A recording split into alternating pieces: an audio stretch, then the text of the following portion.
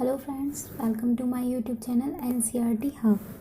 आज हम class 5th की ईवीएस का सेकंड चैप्टर समझेंगे, जिसका नाम है कहानी सपेरों की। ये देख लेते हैं। मैं हूँ आर्यनाथ। तुम्हें जानकर हैरानी होगी कि मैं ऐसा कुछ कर सकता हूँ जो तुम में से शायद ही कोई कर सकता हो। यानी कि आर्यनाथ जी कह रहे हैं कि तुम्हें जानकर हैरानी होगी कि मैं ऐसा कुछ कर सकता हूँ जो तुम शायद ही कोई कर सकता हो।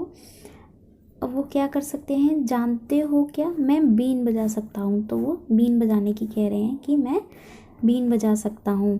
क्या आप में से कोई बजा सकता है? तो शायद नहीं।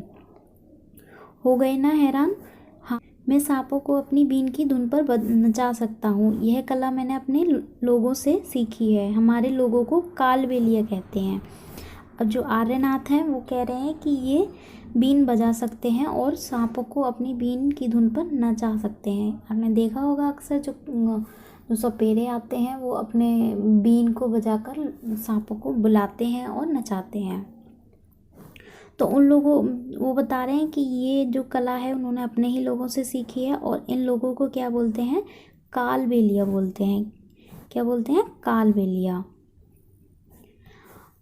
अब ये बता रहे हैं कि मेरे दादा रोशन नाथ जी हमारी जाति में बहुत मशहूर थे। यानी कि जो ये लोग हैं कालबेलिया, इनमें जो इनके दादाजी हैं, आर्यनाथ के दादाजी रोशन नाथ, तो ये जाति में ना इन बहुत मशहूर सपेरा थे। वे बहुत आसानी से खतरनाक और जहरीले सांपों को पकड़ लेते थे। यानी कि बहुत ही आसानी से खतरनाक और जहरीले सांपों को पकड़ लेते थे। वे मुझे कई बार अपने बीते दिनों के किस्से अभी भी सुनाते हैं। यानी कि जो आर्यनाथ के दादाजी हैं रोशननाथ, वो अपने टाइम के किस्से जो हैं इन्हें अब भी सुनाते हैं। तो ये बोल रहे हैं कि आओ तुम भी सुनो उनकी कहानी, उन्हीं की जुबानी, यानी कि उन्हीं से उनकी कहानी सुन लो। ये है नाग गुफन। ऐसे डिज़ाइन रंगोली, कढ़ाई और दीवारों को सजाने के लिए सौराष्ट्र, गुजरात और दक्षिण भारत में प्रयोग किए जाते हैं। तो यहाँ पे एक चित्र टाइप का दिया गया है, जैसे अक्सर घरों के सामने भी बनाया जाता है ओम का, या फिर सातियाँ बोलते हैं। ऐसे ही अक्सर ये चिन्ह हैं जो कि रंगोली और डिज़ाइन और कढ़ाई और दीवारों को सजाने के लिए बनाए जाते हैं। लेकिन कहाँ बनाए जाते हैं? तो सौराष्ट्र में, गुजरात में और दक्षिण भारत में। ये बहुत फेमस हैं। आगे देख लेते हैं। यादें दादाजी की। मेरे दादा परदादा सभी सपेरे थे। यानी कि जो अब ये जो स्टोरी सुना रहे हैं वो अपनी रोशन नाथ यानी कि आर्यनाथ के दादाजी आर्यनाथ को सुना रहे हैं। तो ये कह रहे हैं मेरे दादा और परदादा, यानी कि उनके दादा के भी दादा और परदादा सभी सपेरे थे। हमारी ज़िंदगी सांपों से ही जुड़ी रही। कंधे पर कावड़ जैसी पिटारी लटकाए हम एक गांव से दूसरे गांव घूमते। यानी कि ये कह रहे हैं कि हम उनकी जो ज़िंदगी थी वो सांपों से ही जुड़ी रही, क्योंकि उनके दादा परदादा सभी सपेरे थे। तो एक कंधे पे कावड़ जैसी पिटारी, यानी कि कावड़ होते हैं ना जो शिव जी को चढ़ाए जाते हैं, उनके समान बता रहे हैं कि ये पिटारी लटका है। आपने देखा होगा कि सपेरों के पास ऐसे गोल गोल बॉक्स होता है, उसको पिटारी कहते हैं। तो वो लटकाए ये एक गांव से दूसरे गांव घूमते थे। हम जहाँ भी जाते हमें देखकर लोगों की भीड़ इकट्ठी हो जाती। फिर हम पिटारी में रखी बांस की टोकरी में से निकालते अपने प्यारे सांप। अब क्या है ये बता रहे हैं कि जब ये एक गांव से दूसरे गांव जाते थे तो जहाँ भी घूमते थे तो लोग अक्सर इन्हें देखकर भीड़ इकट्ठी हो जाती थी लोगों की। तो अक्सर होता है कि जैसे भी कोई भी जैसे बंदर वाला आए या भालू को डांस कराने वाला आए तो अक्सर लोगों की भीड़ इकट्ठी हो जाती थी। जैसे ये भी जाते थे तो भीड़ इकट्ठी हो जाती थी। फिर ये क्या करते कि पिटारी में रखी बांस की टोकरी जो होती है और उसमें से निकालते अपने प्यारे सांप। सांपों का नाच देख लेने के बाद भी लोग वहीं रुके रहते हैं। यानी कि सांपों का जब सपेरा जो होते थे वो सांपों का नाच कराने के बाद भी जो कई लोग होते थे वो वहीं रुक जाते थे। अब क्यों? क्योंकि उन्हें पता होता था कि हमारे टिन के डिब्बे में उनके कई रोगों की दवा है। यानी कि ये अपने साथ एक टिन के डिब्बा भी लेके घूमते थे, तो लोगों को पता होता था कि इनके टिन के डिब्बे में उनके जो कई रोग हैं उनकी दवा भी है। तो ये वे लोग इसलिए रुक जाते थे। ये सभी जड़ी बूटियां हम जंगल से इकट्ठी करते हैं। और ये जितने भी जैसे दवा हैं या जड़ी बूटियां हैं वो कहाँ से लाते थे ये लोग? जंगल से इकट्ठी करते थे। मैंने भी ये सब अपने दादाजी से सीखा है, यानी कि जो आर्यनाथ के दादाजी हैं रोशन नाथ जी, वो बता रहे हैं कि उन्होंने भी ये काम सब सब जो भी सीखा था वो अपने दादाजी से सीखा था। मुझे अच्छा लगता था कि जहाँ डॉक्टर नहीं वहाँ भी मैं अपनी दवाइयों से लोगों की कुछ मदद कर पाता। तो इन्हें ये बात बहुत अच्छी लगती थी कि जहाँ डॉक्टर नहीं है तो वहाँ ये अपनी दवाइयाँ देकर लोगों की मतलब हेल्प कर सकते थे। इन्हें बहुत अच्छा लगता था। हमें कभी दवाइयों के बदले लोग कभी अनाज दे देते तो कभी पैसे, बस इसी तरह गुजर बसर हो जाती। यानी कि जब ये लोगों को दवाई देते थे तो लोग कभी कभार इन्हें कभी अनाज दे देते। पहले आपने देखा होगा ना, वस्तुएं में जैसे कुछ भी चीज़ लेते हैं तो उसके भी बदले कुछ चीज़ ही देनी पड़ती थी, जैसे अनाज हुआ या चावल हुए, ऐसे करके। तो ये वही बता रहे हैं कि पहले कभी अनाज देते थे तो कभी पैसे, बस इसी तरह इनका जो घर था, परिवार था, चल रहा था, जीवन यापन हो रहा था। कई बार मुझे ऐसे घरों में भी बुलाया जाता जहाँ किसी को सांप ने काटा हो। कई बार जैसे अक्सर सांप किसी व्यक्ति को सांप काट लेता तो उसके परिवार वाले सपेरे को बुलाते हैं। तो ये भी कह रहे हैं कि इन्हें कई बार ऐसे घरों में भी बुलाया जाता था जहाँ किसी को सांप ने काटा हो। तब मैं सांप के डंक के निशान से ये जानने की कोशिश करता कि किस सांप ने काटा है। यानी कि जब भी ये किसी के बुलावे पर सांप काटे हुए व्यक्ति को ठीक करने जाते तो ये डंक के निशान से पहचान जानने की कोशिश करते, उसको देखकर कि कौन से सांप ने उसे काटा है। उसे मैं सांप के काटने की दवा देता, पर मैं हमेशा समय पर नहीं पहुंच पाया हूँ। तो ये कह रहे हैं कि जब किसी को देखते थे ये तो उसे सांप के काटने की दवा देते थे, लेकिन ये कह रहे हैं कि मैं हमेशा समय पर नहीं पहुंच पाया। यानी कि ये कभी भी समय पर नहीं पहुंच पाए। क्यों? क्योंकि कुछ सांप ऐसे भी होते हैं जिनकी काटते ही जान चली जाती है। कुछ सांप इतने जहरीले होते हैं, यानी कि उनका विष इतना तेज होता है कि इंसान को वो जैसे ही काटते हैं इंसान की जान चली जाती है। पर ज़्यादातर सांप जहरीले नहीं होते हैं। सांप जो होते हैं वो जहरीले नहीं होते हैं। कभी कभी जब कोई किसान सांप सांप चिल्लाता हुआ भागा आता तब मैं ही सांप को पकड़ता। आखिरकार मैं बचपन से ही सांप पकड़ना जानता हूँ। तो ये कहते हैं जब जैसे अक्सर किसानों को खेत वगैरह में सांप मिल जाते हैं या दिख जाते हैं तो वो सांप सांप चिल्लाते हुए डर के मारे ऐसे भागे आते थे। तो जब यही थे, यानी कि रोशन नाथ ही थे, जब वो सांप को पकड़ते थे। यानी कि ये कह रहे हैं कि ये बचपन से ही इनको सांप पकड़ना आता है। वे बहुत बढ़िया दिन थे, लोगों की हम बहुत मदद कर पाते थे, लोग भी हमारी बहुत इज्जत करते थे। आजकल की तरह नहीं था। अब तो मनोरंजन के लिए ज़्यादातर लोग टीवी देखते हैं। यानी कि रोशन नाथ अपने दिनों के बता रहे हैं कि जो वो दिन थे वो बहुत बढ़िया थे। ये अपना जो लोगों की मदद होती थी वो भी करते थे और अपने मनोरंजन के लिए लोग इन्हें देखते थे और अपनी दवाइयों के लिए भी इनके पास आते थे। लेकिन अब क्या हो गया है, और लोग उस टाइम पे इनकी इज्जत भी करते थे, लेकिन अब क्या हो गया, आजकल की तरह नहीं है। अब तो मनोरंजन के लिए ज़्यादातर लोग टीवी, मोबाइल, लैपटॉप, फिर अदर ऐसे गेम हैं जो मनोरंजन के लिए यूज़ करते हैं। जब मैं बड़ा हुआ तो मेरे पिताजी ने मुझे सांप के डसने वाले दांत निकालने सिखाए, जहरीले सांप की जहर की नली बंद करना भी सिखाया।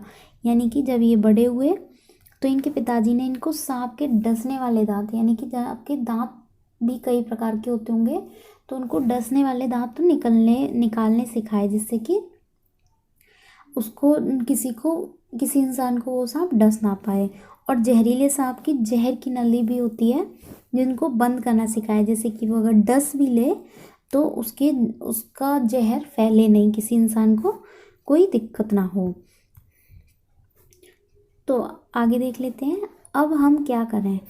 आर्यनाथ, यानी कि उनके जो रोशन नाथ हैं इनके दादाजी, तो वो आर्यनाथ इनका नाम लेकर कह रहे हैं कि आर्यनाथ, तुम्हारे पिताजी बहुत छोटी उम्र से ही मेरे साथ गांव गांव घूमा करते थे। यानी कि रोशन नाथ और उनके बेटे, यानी कि आर्यनाथ के पिताजी और दादाजी साथ साथ गांव में घूमा करते थे और उन्होंने बीन बजाना अपने आप ही सीख लिया था। यानी कि आर्यनाथ के पिता की बता रहे हैं कि उन्होंने जो बीन बजाना क्या अपने आप ही सीख लिया था, उन्हें सिखाना नहीं पड़ा था।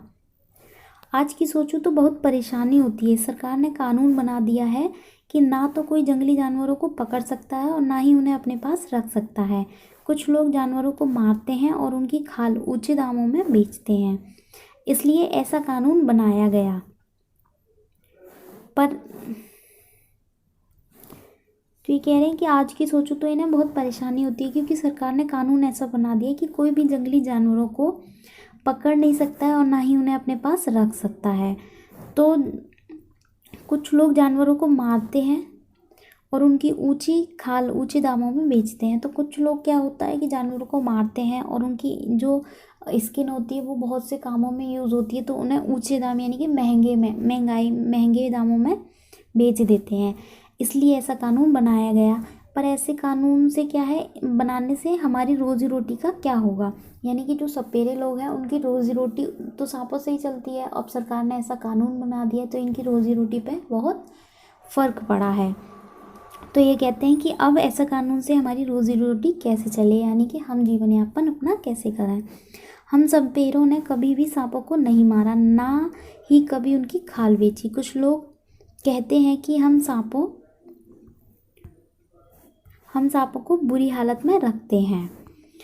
तो ये कह रहे हैं कि ऐसे कानून से हमारी रोजी रोटी तो चली ही गई, लेकिन ये कहते हैं कि इन सपेरों ने कभी भी सांपों को मारा नहीं है और ना कभी भी उनकी स्किन बेची है। कुछ लोग कहते हैं कि ये सांपों को बड़ी ही बुरी हालत में रखते हैं, चाहते तो हम भी सांपों को मारकर खूब पैसा कमा सकते थे। तो ये कह रहे हैं कि अगर लोग कहते हैं